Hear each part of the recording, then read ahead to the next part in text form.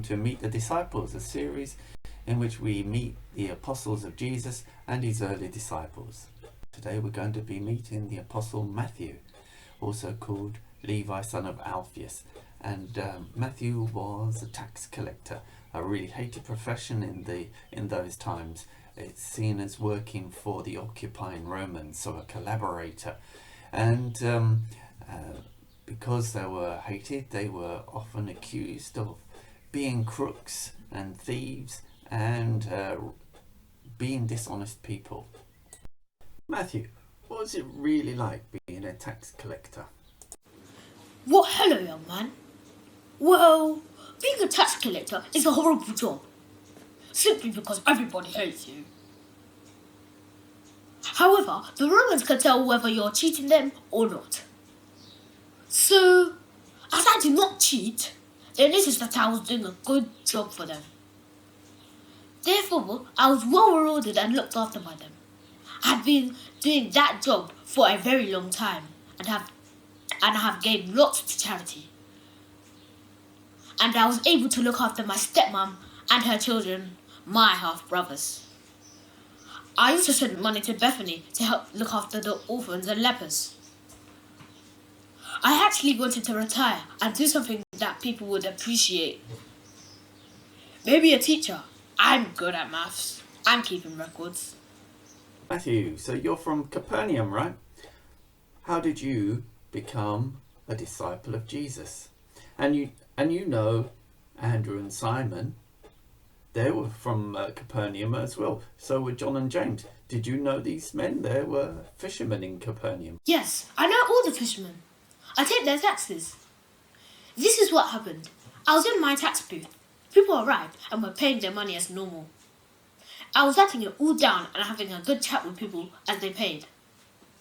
By the way, sometimes if someone was struggling to pay, I would know before they arrived and I could help them out with special terms. I was always fair, so it was almost a normal day. But people were a bit excited as though they thought something significant was going to happen very soon. Maybe the Romans would leave. Anyway, I was sitting there and then Jesus turned up. He didn't have any money to pay me, as he was registered in Nazareth, which was not my area. He walked over to me and looked at me in the face.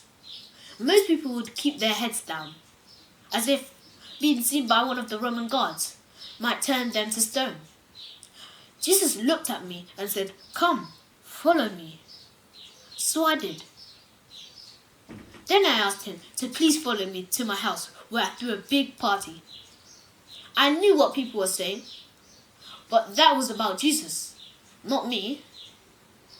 Things like, how can Jesus be eating with a tax collector? Matthew, what made you write down the gospel? And are you pleased that you're the first of 4 in the Bible? People wrote about Jesus' life, as it was my job as a tax collector to know everything about everyone, making sure their taxes were right. I guess I got used to writing things down about people. Pride doesn't enter into it. I'm proud that's how I was there and met Jesus. And I want everyone to know about him. That's why they call me an evangelist. Matthew, this next question is one that I've had to ask Bartholomew already, and he had a horrible story. But how did you die? You know what? I'm not sure I even know. I was leading the prayers and then I was dead. I might have been stabbed in the back, but I died quick and I really didn't feel it. And now I was very old and everything, ached every day anyway. And then all of a sudden, I was not in pain anymore. I heard that I taught many people, especially in Ethiopia, about Jesus and how to read and write and look after books. Many saints are patrons of various things. What about yourself? What are you patron of?